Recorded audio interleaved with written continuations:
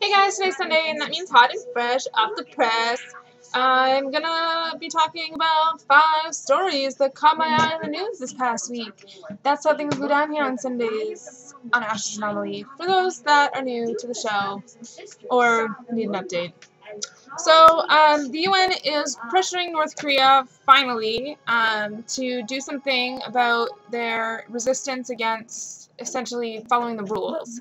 North Korea is still continuing with their, nuclear warfare, for lack of a better terminology, and they essentially don't really do anything positive in regards to humankind and human nature. Like, they have no human rights, is essentially where I'm going with that. And it's been like that for a very long time, and the UN is pretty much fed up with it. And I personally don't understand why they haven't stepped in and tried to do more sooner, sort of putting down the iron fist kind of thing. I'm a big believer in consequences for, poor actions and what have you. So, in a case like that where they're pretty much disregarding all human rights completely for this one guy who thinks he's, God, essentially, and he's playing God with a lot of people's lives, and he doesn't have the right to. And all these people are living not necessarily in poverty, but I mean a lot of them are, and I'm just really glad that the UN is finally putting their foot down and eradicating the situation. Now another story that I was a little surprised by, that I'm really disappointed about, is the Navy. They obviously do a lot of training and stuff like that, and part of their training involves doing drills and stuff like that.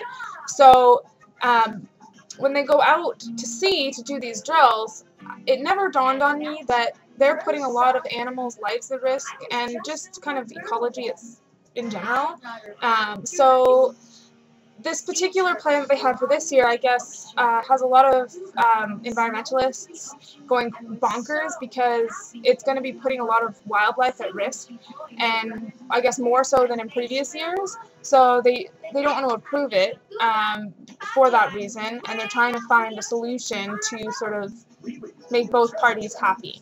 But I guess in the past, when they have come to sort of a compromise, the Navy has ended up disregarding that compromise in the end, and ends up pretty much doing whatever it wants to anyways. So they sort of say one thing to everyone's face and then do the complete opposite, which doesn't really surprise me, because that's usually how things go with those, political type scenarios. So it'll be interesting to see what happens, but I really hope, because I am, fairly big on, humanity and wildlife and all that kind of jazzy stuff, I really hope that they do try and find some kind of solution. Now, this third story that I have for you guys today is more for us Canadians here. For anybody that is in Canada, lives in Canada, that deals with Canada Post, I guess there's been a really big problem in certain Canadian cities. Some mostly have been in BC, I guess. The stories that I read anyways were where I guess what's happening is people's mailboxes that aren't locked sort of in their homes, and those communal sort of lock boxes with the small little boxes all in one big thing, have been being robbed, essentially. And this one particular woman is claiming to have had like a $10,000 check and some credit cards stolen from her over a period of a few weeks, and every time that they contacted Canada Post to have something done about it, Canada Post refuses to take any type of responsibility for it, and refuses to replace these lock boxes or anything like that. And then they also refuse to then mail this person's mail directly to their door. And I find this absolutely absurd. If somebody's essentially being robbed because you haven't set up, appropriate devices in order for their mail to be safely received to them, damn straight it's your responsibility to do something about it. Like, people's mail shouldn't be getting stolen in the first place. You obviously don't have a very good locking system on these box setups that you have, because if some punk kid is able to pick the lock and get into it, it is not being locked down well enough. So yes, it is your responsibility to fix that problem, because if I had my identity stolen, like this one particular woman's daughter had, and I had $10,000 check stolen, I would not be a happy camper, and I would be doing the exact same thing she is doing, if not worse. So quite frankly, Canada Post needs to get their shit together and do something about that.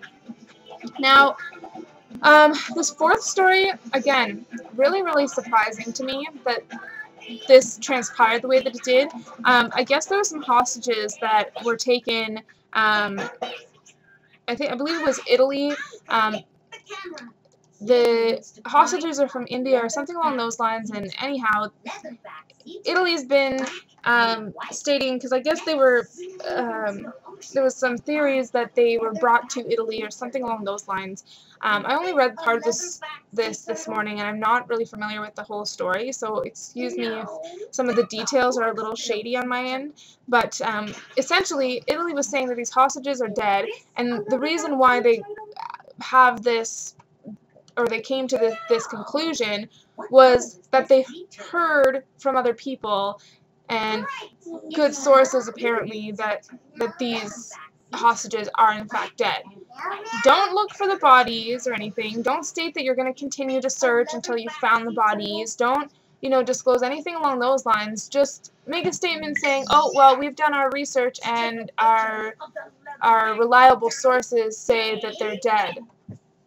Okay, well, that's great, but how did they die? Why did they die? Like, there's so many other questions that need to be answered that they're really not answering here, and I'm actually surprised that they actually did a media report of that kind, and that didn't really give anybody any closure. Like, that's a little crazy to me. So anyhow, the last story I have for you guys is kind of funny. I just found it kind of cute. There's some migrating sharks, and they migrate every year, obviously, but this year they've migrated a lot later, so it's been causing problems for people that are wanting to go swim at the beaches, because there's like 1,500, or I think it was like 1,500 or 15,000, I don't remember, sharks that are just like swimming through. So no swimming right now on the Florida beaches because the sharks are migrating. So as per every week, I'm going to post links for all the stories below, and that way if you guys want to find out more information, you can. And other than that, I did some hair accessory tutorials for you guys the other day, and one of them, a link that I posted below that I didn't show you, were these little elastic doodads where you take a button and you just slip the elastic through the back of the button. Make kind of a slip knot to secure it, and they turned out really cute, and they're really, really easy. But I have this really genius idea that I wanted to share with you guys, is that you could use them to attach to your t-shirts. Like sometimes when you don't want your sleeves all the way down on your t-shirts because you get hot or whatever, and you don't have an alternative to clip them up, or you don't have ribbon to tie them, just use one of those elastics and just slip the button through. I'll actually grab one just so I can show you super quickly, because here's one of them that I made for myself. You just take the button, so I slipped it through the back, and then just kind of slip knotted it, and then I don't have a proper t-shirt on, but you just go like this and attach it like that, and it would look super adorable. So yeah, just a little extras for you guys to end this video off today. I just really thought it was a really cute idea, and so I wanted to share it with all of you guys. So anyhow, hopefully you guys have a great rest of your Sunday. I will be seeing you guys tomorrow morning for Ashes Bashes, so stay tuned. Have a great day, guys. Bye!